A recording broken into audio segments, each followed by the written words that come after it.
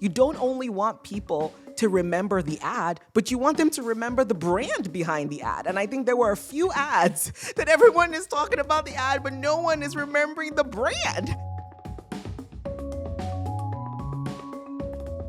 Hello. Hey, Dara. How you I'm doing? good. How are you?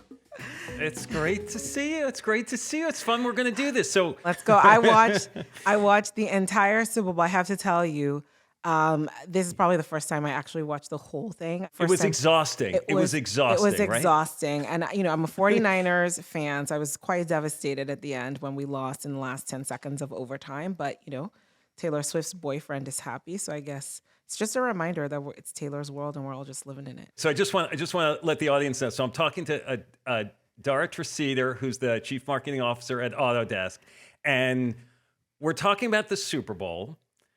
But what we really want to talk about is the game that went on, the competition between advertisers and marketers, right? Dara, you, I'm told, were offered an opportunity to spend $7 million for 30 seconds, and you declined. So now, afterwards, regret, relief, like after seeing what everybody else did? I think we made the right decision for us. I would say... I think the Super Bowl is a winner-take-all situation. So I think you only go to play when you are going to win. This is not a participation trophy exercise, okay? And if you're not one of the winners and no one's talking about you and you just made absolutely no effect, it's really hard to make a business case for the ROI on that. And my team know me. I'm very corny with the sayings, show me the ROMI, show me the return on marketing investment. I think, not to say we'll never do one, right? I think there are times when you do need to do a Super Bowl ad, but you have to play to win. That if you weren't winning and you made no impact, you just flushed $7 million down the drain. So I want to ask you about this idea of what the return on the investment is, right? Because, well, first of all, I'm looking at different sites today about the best and the worst ads. And some sites, I'm looking at the New York Times and I'm looking at Adweek, and some have the best ones listed as the worst ones. They're all over the map, So how do you know what your return is? And is it different for each marketer? Look, the most important thing you need to do with the Super Bowl commercial are three things. One, you need to be memorable.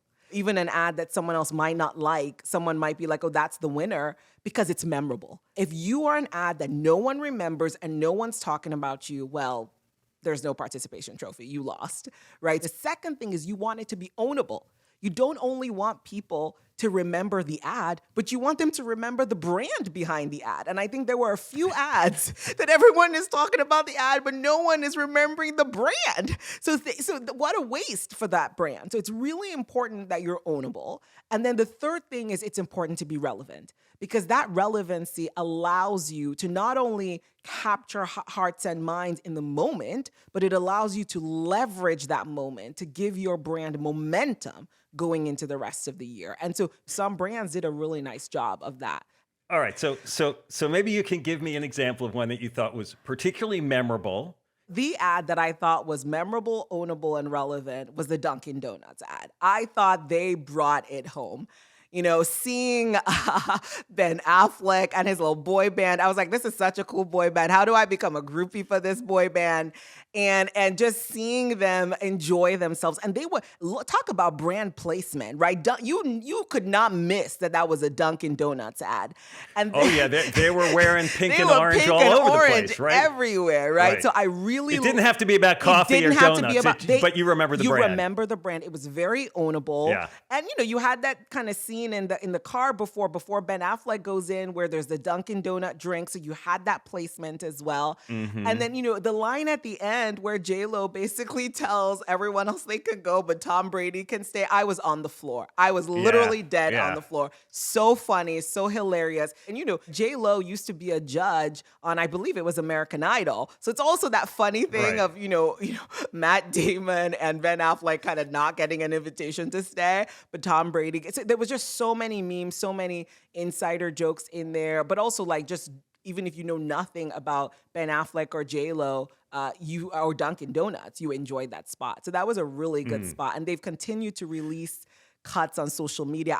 Their social presence has exploded. And so that I really thought they did a really nice job. Yeah, and they have some products, I guess, that they're going to be selling in the store that use got the some names, right? Like products. they've thought it all the way through, so it keeps going. Exactly. They really did a nice job of threading that all the way through. Another ad that I thought did a good job was the State Farm ad, right? With the Like a Good Neighbor with Arnold Schwarzenegger. With Arnold Schwarzenegger? Look, they had their clear value proposition. Like a good neighbor, State Farm is there. They did not deviate from that. But what they did was, give a Red Bull shot, right? They gave a shot of adrenaline, a shot of energy to that tagline, just kind of re-energizing it. It almost reminded me of that "What's up" ad from like way back when, right? So, I can imagine you're going to hear a lot of people saying like a good neighbor and like really leaning into that. And who doesn't love, a little Danny DeVito at the end there? It was an interesting choice they made too, though, not to like continue to play off the Chiefs, because Mahomes and Andy Reid have been in their ads and Kelsey over and over. So they were like, no, we're not going to go that way. I thought it was a smart choice because, there's already so much energy around the Chiefs with Taylor Swift and Travis. And as a brand, you don't want to get lost, right? And so if they leaned into that, they probably would have gotten lost. But instead, bringing Arnold Schwarzenegger and just kind of going a completely different route, I thought that they were able to regain interest. They did a nice job of not overplaying a hand that's already worked. Instead, they dealt a new hand and they won. So, all right. So I want to ask you about, are there ones that sort of were memorable but didn't really connect the brand? So the Temu ads, I thought they were memorable, but maybe not for the best reasons. In these high stakes game, the ad has to be enjoyable. I remember my kids were there watching the game and they were loving the ads. Mama, what do you think of this ad and that ad? And of course, they know like Autodesk softwares used to make a majority of these ads. So they're like, Autodesk helped make all these ads. Mama, what do you think? But I remember when the Temu ad would come up, my son is like, okay, I'm going to go get, another ice cream. I'm going to go get a piece of cake. And that was a signal to me of, okay, these ads are just not resonating. They ran it like three times, They ran it like, right? And what a missed opportunity, I thought. So memorable, but not for the good reason. It's like, if I remember you as when I actually went to go, take a bathroom break or get some snacks, that's not exactly what I want to remember an ad. The ad that stuck in my head as being the biggest groaner for me was the Snapchat ad. Oh, yeah. That it was sort of about like, don't do social media. And then they're a social media site. I mean, I was like, who are they talking to? How, like, they're trying to make a distinction that I just didn't feel like it landed for me. It's interesting, but I would say if you hadn't mentioned it, I wouldn't even have remembered it. So I don't think that ad was memorable. But also, I think to your point of being relevant, right? We're sitting in the aftermath of having had these social media CEOs be summoned by Congress and questioned about the impact of social media on people's minds. And I thought, here's an opportunity for you to build trust. And instead, what I would say is, in some ways, it felt like patronizing and like it was not building trust, but instead taking away from trust. So that was because it's like, you're not taking me seriously and saying, how are you going to make this safer? You're just telling me that you're not social media, but you are social media. And so that felt like, you're not actually addressing the core concerns that people have. So in some ways, it'll be interesting to see if that did anything for them, but I doubt that it would have. So on the relevance front, most of the ads were trying to be funny. There were a lot of celebrities. Oh gosh. There was not a lot of effort to like reach emotion other than humor. That was a big observation that I had, right? This is not the year about provoking people, or this is the year about playing it safe, right? And when people want to play it safe, what do? They lean into comedy, safe comedy, or they lean into nostalgia. And a lot of the ads were all about nostalgia. If you even look at the demographic of the celebrities that were used, right? Majority of the celebrities that were used were not the Gen Zers, right? It was a sort of millennial, Gen X, even boomers, right? It was a very different demographic. So you saw people leaning into nostalgia. You saw them leaning into humor. And I think the Super Bowl always sets the tone for the year. And it's interesting, right? Because we are in an election year here in the United States. And I think what you're hearing brands say is, we're staying out of it. We are going to be playing it safe. We are focusing on humor. We are focusing on what unites us, not what divides us. We want to stay out of anything polarizing. Businesses are not going to like say who they are or deliver their personality in a way that might set somebody off. No, you are hearing brands say loud and clear, this is not the year. This is the year to focus on what unites us. Bud Light stayed very light. You could say that again. They were so light. They were so light. They were up in the air, right? I mean, you throw in was it a yellow lab? You throw in a dog in there. I was like, okay, so they're clearly like saying, hey, we don't want to be a part of the conversation in that way. Like there was very little risk taking. Very little risk taking. 60% of the ads use celebrities and 30% use multiple celebrities. So there was very much a, let's kind of coast off the wave of celebrities. Let's play it safe. Let's not take any crazy chances. I will say some people got super creative and interesting, and I really love the Kawasaki ad because is there anything more American than a mullet? I don't know if there's anything more American than a mullet. Driving by everything and turning it into a mullet. Like, who came up with that idea? It was brilliant. And when you saw that eagle get a mullet, my kids were loving it. They were like, Mommy, the eagle has a mullet. I have to say this. Those mullets were created using our Autodesk Design and Make platform by one of our amazing customers, The Mill. So earlier, you were talking about the reason that you didn't want to buy an ad, right? Which is that you couldn't own it, you couldn't win.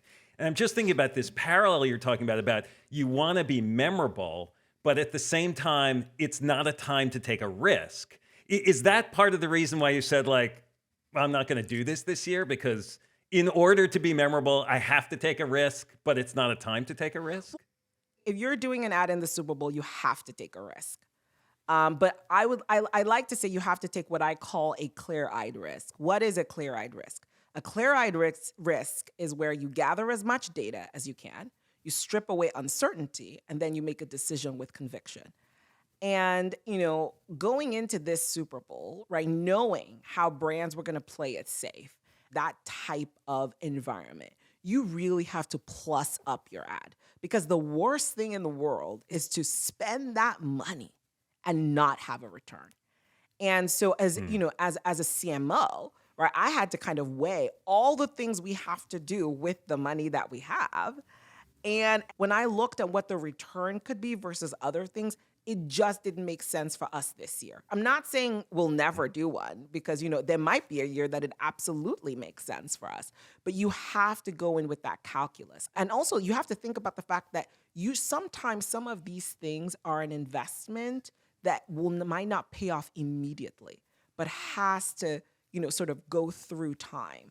And so you also have to be thinking about where is your business in its life cycle and what is needed there and then. And the right decision will vary year on year. Like I really loved the CeraVe spot with Michael Cera. I was like, what a brilliant spot. It was so funny and so smart. And it was memorable. It was ownable and it was relevant, right? And so I think that you had to go through that rubric almost in a very scientific way. And if at the end of the day, you had a creative idea that checked all of those boxes and could deliver the ROI, then go ahead. But if you don't, it might be the year that you say, this is the year I'm going to be eating chips on the couch and cheering for other people. This is in the year I'm going to be in the arena. Because when you step in the arena, you better be ready to win. Last year, I know you guys put money behind some campaigns at the Oscars that were very funny and relevant. And we won. Autodesk. We won. that really worked. When you're talking about sort of the time that you think about for the ROI, and I'm curious how, like, some brands did a lot of pre-work. There's a lot of teaser activity sort of building up to the Super Bowl. Then there's some brands that are sort of launching something maybe that they're going to do more of in the future. Like, when you think about these events, what you did at the Oscars and what you see others doing here, like, how do you measure that ROI? Because the winning the day after isn't necessarily really winning for your business. Or is it? Is that all it's about? Winning it the day after the Super Bowl? Well, I think you have to win for your business. And I think the way you win for your business is it starts You have to win during the Super Bowl, you have to win before the Super Bowl, and you need to win after the Super Bowl, right? So I think the right winning strategy looks at the pre, during, and post. You need a 360 degrees integrated marketing strategy around it, right? Because one of the things my team and I love to talk about is we focus on brand to demand to convert. But I really believe that brand desire fuels growth. And so the opportunity that the Super Bowl gives you is you are in front of over 150 million people tuning in and watching, hundreds of millions of people who are going to participate in the conversation online, by the way, from around the world. And so as a brand, you have to really think through what is the strategy to kind of capture brand desire, right? But then how do I make sure that I can take that desire and use it to fuel growth? You want to create desire and need for something that you can actually fulfill, not that somebody's going to go somewhere else for it. Exactly. And I actually thought Doordash did a really nice job of that, of being able to, of course, people are watching a game, people are going to be hungry, I certainly ordered a lot of food via Doordash. And so, being able to be like, okay, we're leaning into this moment, how are we going to take advantage of it? And how are we going to be poised to drive that, I think, is really important. The way you describe the Super Bowl as like a zero-sum game, I'm not sure I buy that all the way. I think some of these advertisers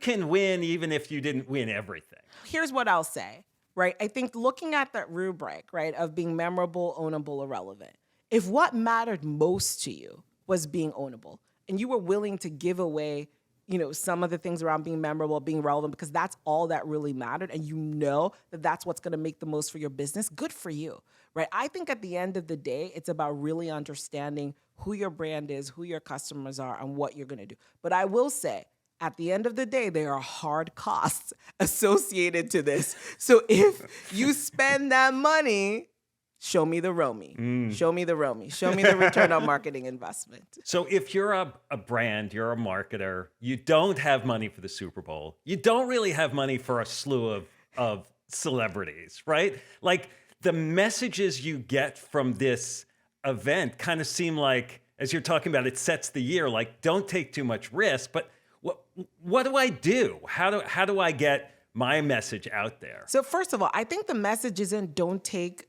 too much risk. I think it's only take clear-eyed risks. Don't take risks you don't need to take. And be focused on your value proposition. Customers and consumers, they're not looking for their brands right now to tell them who to be or how to live. They're looking for their brands to tell them how they're going to help them. And then I think the third thing is don't forget the magic, right? You see in the Super Bowl, lots of people throwing lots of things. But the brands that, bubbled up to the top, the brands that all of us are talking about are those brands that had creativity. But here's the thing, even if you're not doing a Super Bowl ad, you can lean into the conversation. So for example, for us at Autodesk, the stadium that the game took place in was actually designed and made with our platform in a record 2.5 years ahead of time and ahead of budget. And so we went on social media and celebrated our customers who had been a part of that. So of course, we didn't take up a spot in the Super Bowl, but we were a part of the conversation. So I do think that, if your brand is in any way connected, there's still a way to sort of lean in. You were talking about things bubbling to the top, and I was thinking about the different ads about soft drinks. Yes. That there were sort of very humor-oriented ones for Mountain Dew and for Starry, but then there was the Poppy ad, which was not particularly surprising or funny, but was very clear about what it was about, right? There's a soda out there that, only has 5 grams of sugar instead of 30. So that's one that I think was ownable, but maybe not as memorable and not as relevant. So again, I come back to this trifecta because I think they did a really good job of the ownability. Like you knew Poppy, right? It's like It's like I even had my kids be like, "Mommy, what is Poppy?" So like you knew what it was about, but was it as memorable as it could have been? Was it as relevant? I think they could have worked on making it more memorable and making it more relevant. The one that was most emotionally effective for me, surprisingly, was the NFL ad about the kid in Africa. Yes, I couldn't agree more. I really loved the NFL ad. It was shot in Ghana with a little boy, and I thought it was really great. And the NFL is trying to embrace more of a global audience. Certainly, the Africa WhatsApp chat groups, which I'm part of a few, were popping as a result of those ads. So I do think that they did a nice job of going to that target audience, reaching them and speaking to them in a way that deeply resonated with them. You also brought up earlier the point about demographics and like who you're trying to speak to. Because some of the brands, I'm looking at whatever, the Mountain Dew ad, and I know they're not really targeting me. Right? Because I'm not their target audience. But then I'm looking at the BMW ad with Christopher Walken, and I'm asking my kids, like, do you know who Christopher Walken is? Right? And they're like, oh yeah, he was the guy in Wedding Crashers, which is not the way I remember him. But yes, he was in that movie, right? Yeah, exactly. And that's why you have to think about who's your target audience, and is this person really going to resonate with that target audience? That's also going to play a factor in who gets the return on investment. Because if you clicked, but not with the right people, then, maybe that expands your market, but maybe it doesn't. I do have to say, as a Beyonce fan, I absolutely love the Beyonce spot. Now, I was watching, with other members of my family who are maybe not as big Beyonce fans as myself, my husband, and so I have to say, I was watching him as I was watching myself, and I said, I got to be objective here, right? Look, I think that the ad was actually excellent for Beyonce, because she just dropped new music. So it was a very mutually beneficial situation. In fact, I had so many of my girlfriends texting me, and they were like, Dara, we are country music fans now. We are country music fans now. So she did a really nice job of leaning into something that made sense for her. And, I think Verizon also, right, the fact that they got Beyonce in their ad is in itself a statement, because she is not the kind of celebrity who appears in a lot of ads, right? And so the fact that you can land her in your ad in itself is memorable.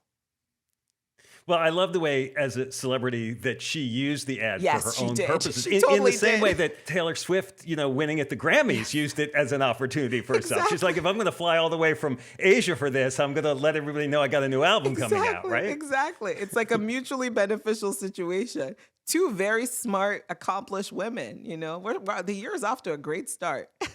Are you excited about the year ahead as a marketer, or with all of the political backdrop, are you like, I just got to watch where I step that much more? I wish we could all focus more on what unites us than what divides us.